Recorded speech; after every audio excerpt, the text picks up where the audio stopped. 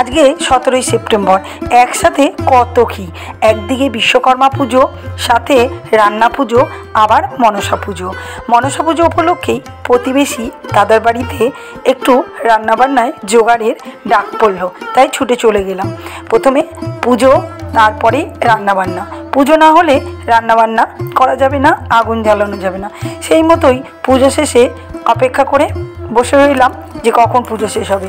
তারপর রান্নাবান্না। রান্নার মেনুতে ছিল খিচুড়ি, আলুর দম, পায়েস, চাটনি।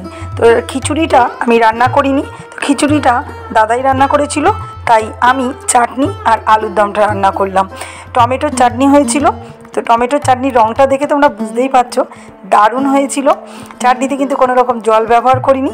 তো আমি প্রথমেই জানিয়ে দিয়েছিলাম যে আমি কিন্তু ছোটো খুন্তির রাঁধুনি, এত লোকের রান্না আমি কিন্তু করতে পারবো না। কিন্তু ওই নাছোড়বান্দা, তাই একটু হাতে হাতে করেই দিলাম। তো রান্নার বেশিরভাগ জোগাড় করাই ছিল, আমি গিয়ে একটু আলুর দম আর চাটনিটা করলাম। একদিকে খিচুড়ি রান্না হচ্ছে আর অন্যদিকে বাকি সমস্ত কিছু। কিন্তু রান্নার শুরুতে প্রথমে পায়েসটা রান্না করা হয়েছিল। তো আমুল দুধের পায়েস হয়েছিল।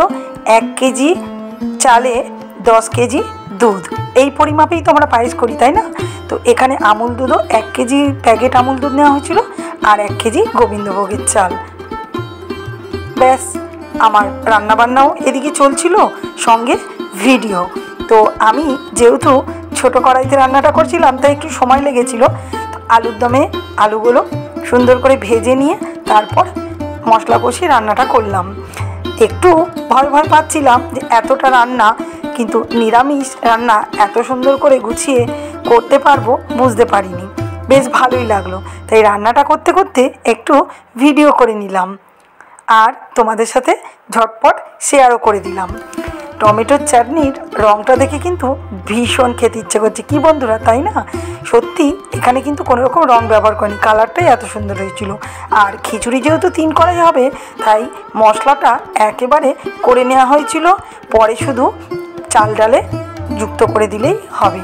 তো খিচুড়িতে শুধু কুমড়ো আর আলু দেওয়া হয়েছিল, এগুলোও কিন্তু ভেজে নেওয়া ছিল। আর হ্যাঁ বন্ধুরা, খিচুড়ি কিনতে কিন্তু নারকেল দিলে দারুণ লাগে, তাই নারকেলও ভেজে নেওয়া হয়েছিল। আর নিরামিষ আলুর দমের কালারটা দেখে সবাই খুব প্রশংসা করছিল, জানি না খেয়ে কি বলবে। আমার তো বেশ ভালোই লাগলো, রঙটা দেখে মনে হচ্ছিল ঝাঁপিয়ে পড়ি। চাটনি আর আলুর দম করে দিয়ে এসে আমি একটু রেস্ট করতে করতে তোমাদের সাথে ভিডিওটা শেয়ার করে নিলাম। তোমাদের কেমন লাগলো অবশ্যই জানাবে, আর যদি ভালো লাগে তাহলে আমার পাশে থাকো। দেখা হবে পরের ভিডিওতে। ধন্যবাদ।